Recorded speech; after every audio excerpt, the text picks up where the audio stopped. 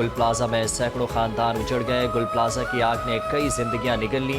राख से लाशें निकलने लगी। फायर फाइटर समेत 28 अफराद जाँ बहक, 85 शहरी लापता। गुल प्लाजा की आग मुकम्मल तौर पर बुझा दी गई। कूलिंग का अमल जारी। गुल प्लाजा के कई हिस्से गिर गए।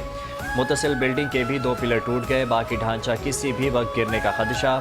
धुएं और तपिश के बायस इमदादी कार्रवाइयों में दुश्वारी का सामना। प्लाजा की छत पर बनी पार्किंग से 32 गाड़ियां उतार ली गईं। कारें, मोटरसाइकिलें और रिक्शा महफूज हालत में मालिकान के हवाले।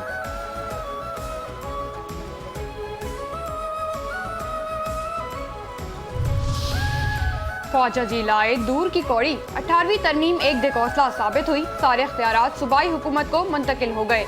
कराची में आतिशदगी का वाकया हमारे सिस्टम की तबाही की निशानी है।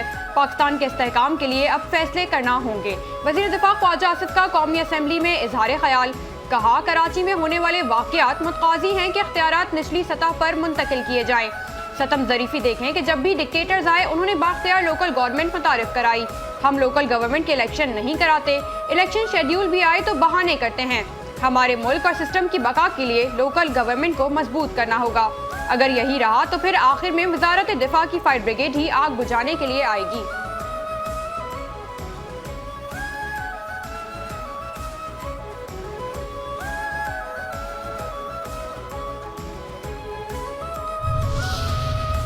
फारूक सत्तार विफाक के नाम सूबे के शिकवे। कौमी असम्बली में सानिया गुल प्लाजा पर एमक्यूएम पाकिस्तान और पीपल्स पार्टी आमने सामने।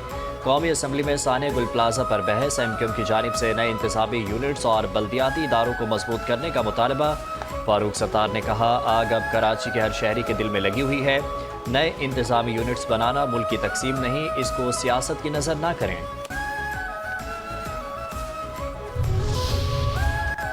अब्दुल कादिर पटेल का बड़ा इंकशाफ। गुल प्लाजा की एक मंजिल की मंजूरी थी, इसे बानी मुत्तहदा के गार्ड ने जिब्रन बढ़ाया। पीपल्स पार्टी के रुकने कौमी असम्बली अब्दुल कादिर पटेल का कौमी असम्बली में इजलास में इजहार ख्याल। कहा, एमक्यूएम हर बार पीपल्स पार्टी के साथ हुकूमत में शामिल रही। पीपल्स पार्टी पर जिम्मेदारी आती है तो मुत्तहदा पर भी आती है। जमात इस्लामी और एमक्यूएम ने 35 साल में कराची को यहाँ तक पहुँचाया। आप कराची के दावेदार न बने, गलती आपकी है। बिल्डिंग आपने बनाई। ऐसा नहीं हो सकता कि गुल प्लाजा का जिक्र करूं और बल्दिया टाउन का जिक्र ना करूं। जंजीर दरवाजे पर लगाकर 360 अफराद मरे, किसी को मदद ना करने दी गई। सानह बल्दिया का नाम क्यों नहीं लेते?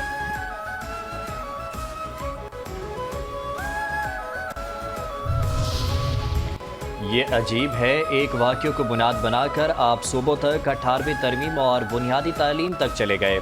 आग लगती है तो तरक्की याफ्ता ममालिक में भी इमलाक को नुकसान पहुँचता है। न्यूजीलैंड में आग लगी तो 40 अफराद जाँ बहक हो गए थे।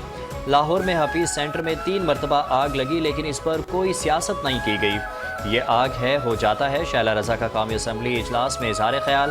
कहा, ज़रूरी नहीं कि हादसे के वक्त वज़ीर आला और वज़रा पहुँचें, रेस्क्यू इदारों का पहुँचना ज़रूरी होता है। खालिद मकबूल सिद्दीकी की दुहाइयाँ। कराची का मुल्क की तरक्की पर बराह रास्त असर पड़ता है। वज़ीर आज़म का वज़ीर आला को फ़ोन कर देना काफ़ी नहीं। मुत्तहदा पाकिस्तान के रहनुमा खालिद मकबूल सिद्दीकी कहते हैं, वज़ीर आज़म साहब, हम आपके इत्तेहादी हैं। शहर का 88% मैंडेट आपसे मुखातिब है। सोग मनाने की भी इजाज़त नहीं। हम उम्मीद ही नहीं रखते, इसलिए कोई मुतालबा नहीं है। ये हादसा नहीं, सानेहा है। पुलिस वीकेंड पर छुट्टी मनाने चली जाती है।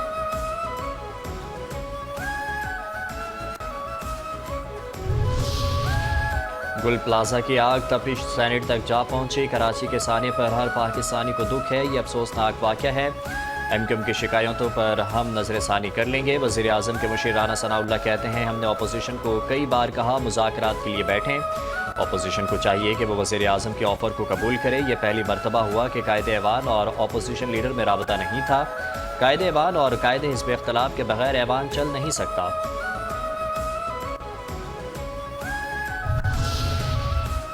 फर्ज की राह में जान के नजराने।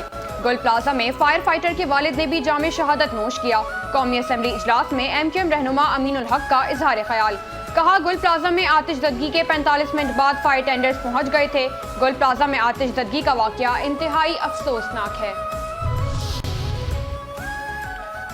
हाफिज नईमुर रहमान की सियासी पॉइंट स्कोरिंग शुरू। बिलावल भुट्टो की लॉन्चिंग गुल प्लाजा में चल रही है। अमीर जमात इस्लामी पाकिस्तान हाफिज नईमुर रहमान का सानिया गुल प्लाजा पर वज़ीर आला सिंध से इस्तीफे का मुतालबा। 1 फरवरी को कराची में मिलियन मार्च का ऐलान। लाहौर में प्रेस कॉन्फ्रेंस में कहा, क्या कराची के लोग कभी आग तो कभी गटर में गिरते रहेंगे। गुल प्लाजा सानिया की तहकीकात होनी चाहिए कि ये आग कैसे लगी। बिल्डिंग कंट्रोल डिपार्टमेंट का जायजा लेने की ज़रूरत है। वहाँ करप्शन और लूटमार हो रही है। जितनी भी पार्टियां हुकूमत में आती हैं वो बल्दियाती इंतखाबात नहीं करवाना चाहती।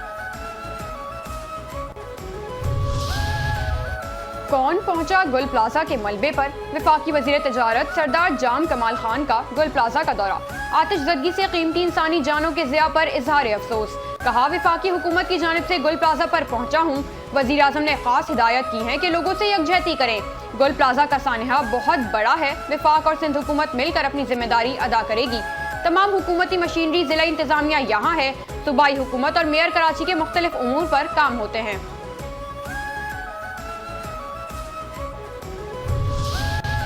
गवर्नर सिंध की अहम प्रेस कॉन्फ्रेंस। हमें गुल प्लाजा सानिया से सबक सीखना होगा।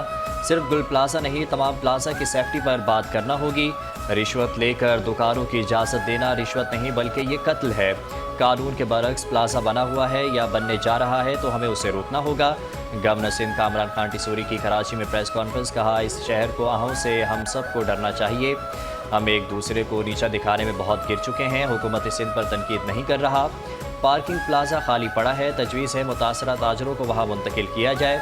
इतने सालों से गुल प्लाजा की मैनेजमेंट का क्या किरदार था, इस पर भी बात करनी चाहिए।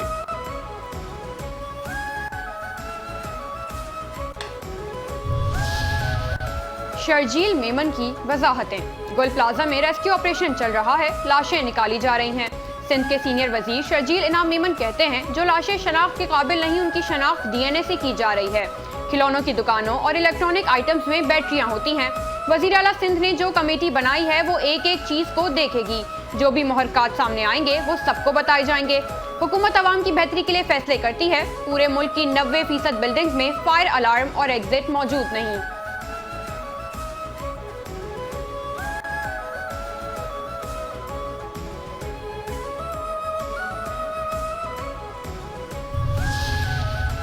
खालिद आराई का हाथ गमज़दा खानदानों के साथ। Chairman channel 5 news metro 1 news Khalid Arai का आज सुबह गुल प्लाजा का दौरा। मुतासरीन के अहल खाना से मुलाकात की। चेयरमैन खालिद आराई ने कहा, बहुत बड़ा सानिया है जो शहीद हुए। अल्लाह ताला उनकी मग़फ़िरत फरमाए और लवाहिकीन को सब्र जमील अता करे। फायर ब्रिगेड के बहादुर नौजवान फुरकान को सलाम पेश करता हूँ। फायर फाइटर फुरकान हमारा हीरो है। हकीकतन उसने अपनी जान का नजराना पेश किया। फुरकान की तरह अगर दीगर जिम्मेदारान भी अपना काम जिम्मेदारी से करते तो नौबत यहाँ तक ना आती।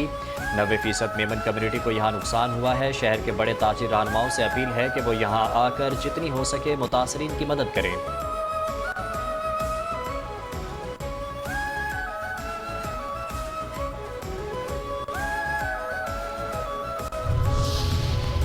स्विट्जरलैंड में वर्ल्ड इकोनॉमिक फोरम का 56वां सालाना इजलास। वजीर आजम शहबाज शरीफ इजलास में शिरकत के लिए ज़्यूरिख पहुंच गए। नायब वजीर आजम और वजीर खारजा इसहाक डार, वफाकी वजीर अहद खान चीमा, मोहम्मद औरंगजेब, अता तारर, तारिक फातमी भी वजीर आजम के हमरा। इजलास के मौके पर वजीर आजम की मुख्तलिफ आलमी रहनुमाओं से मुलाकातें भी मुतवक्के हैं।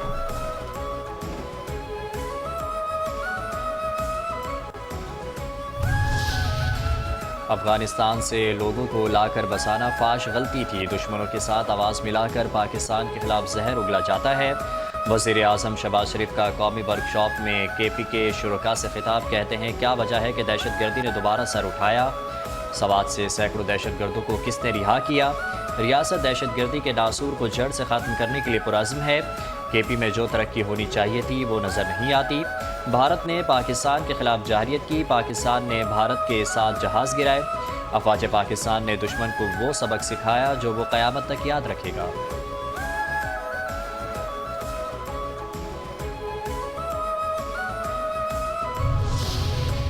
फील्ड मार्शल साहब, welcome to national police academy. Field marshal Syed Asim Munir का नेशनल पुलिस अकेडमी का दौरा। वजीर दाखिला और दीगर आला हुक्काम फील्ड मार्शल के हमरा थे। कमांडेंट नेशनल पुलिस अकेडमी ने फील्ड मार्शल का इस्तकबाल किया। पुलिस के चाको चौबंद दस्ते ने उन्हें गार्ड ऑफ ऑनर पेश किया। फील्ड मार्शल ने यादगार शोहदा पर हाजिरी दी और फूल रखे। पुलिस के शोहदा को भरपूर अंदाज में खिराज अकीदत पेश किया। फील्ड मार्शल सैयद आसिम मुनीर ने पुलिस एहलकारों की कुर्बानियों को सराहा। अवामी एतमाद को कानून नाफिज करने वाले इदारों की बुनियाद करार देते हुए कहा कि मजबूत और अवाम दोस्त पुलिस दाखिली सलामती के लिए नागुज़ीर है। कानून और अमन का निफाज पुलिस की मुकद्दस अमानत है। मुसल्लह अफवाज हमेशा पाकिस्तान पुलिस के शाना बशाना खड़ी रहेंगी। मार्का हक के बाद JF-17 थंडर की बहुत डिमांड है। JF-17 की अहमियत यूरोपियन जहाज़ों से ज़्यादा बढ़ गई है। वज़ीर दिफा ख्वाजा आसिफ कहते हैं बहुत से ममालिक JF-17 थंडर तैयारे खरीदने के लिए तैयार हैं। ये नहीं बता सकता कि किस मुल्क के साथ हम मुआहदा करने जा रहे हैं।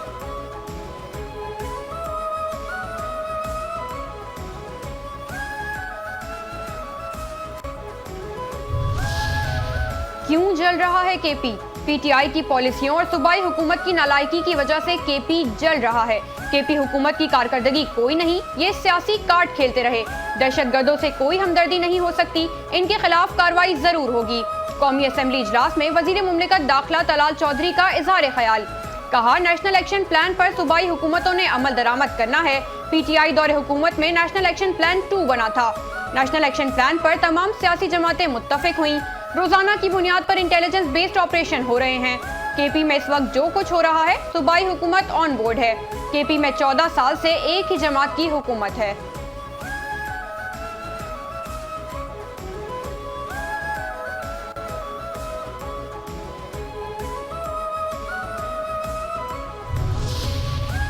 कॉलम निगारों की यूनियन मेहमान बने तारड़। PTI दहशतगर्दों की खैरख्वाह है। मखसूस गिरोह मुल्क में दहशतगर्दी की कार्रवाइयों पर एक लफ्ज़ भी नहीं बोलता। टिकटॉक पर शोबदाबाजी की सियासत की हौसला शिकनी करनी है। Pakistan federal union of columnist और क्रिएटर्स की तकरीब हलफबरदारी से वफाकी वज़ीर इत्तलात और नशरियात अताउल्लाह तारड़ का खिताब। कहा दहशतगर्दों का खात्मा करेंगे, शरपसंदी फैलाने वालों को कानून के सामने जवाब देना पड़ेगा।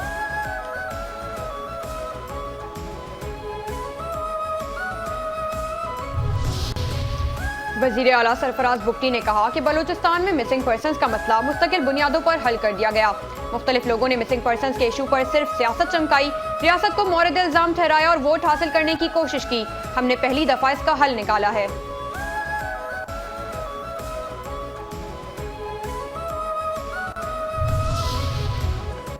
कराची के इलाके जेल चौरंगी के करीब शहरी से डकैती, डाकू 62 लाख रुपए लूट कर फरार। डाकू की फायरिंग की जद में आकर 25 साल राहगीर वकार अहमद जाँ बहक। पुलिस के मुताबिक शहरी क्लिफ्टन में बैंक से रकम निकाल कर गाड़ी की अदायगी के लिए जेल चौरंगी शोरूम पहुंचा था।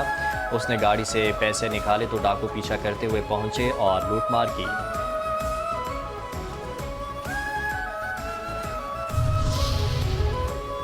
कराची में सुरजानी टाउन पुलिस का अनोखा कारनामा। रिक्शा ड्राइवर फाका कुशी पर मजबूर हो गया। 4 रोज कबल रिक्शा ड्राइवर मोहम्मद बिलाल को ट्रैफिक पुलिस ने रिक्शा समेत सुरजानी पुलिस के हवाले किया। चंद घंटों बाद पुलिस ने मोहम्मद बिलाल को 3000 रुपए लेकर रिहा कर दिया। रिक्शा वापस मिला तो उसमें लगी 12000 रुपए मालियत की बैटरी गायब थी। मुतासरा रिक्शा ड्राइवर कहता है पुलिस ने बच्चों की रोजी रोटी छीन ली। महंगाई के दौर में नई बैटरी खरीदने की इस्तिताअत नहीं। मुतासरा शख्स की पुलिस के आला हुक्काम से इंसाफ की अपील। वाक़े की फौरी तहकीकात और जिम्मेदारी एहलकारों के खिलाफ कार्रवाई का मुतालबा।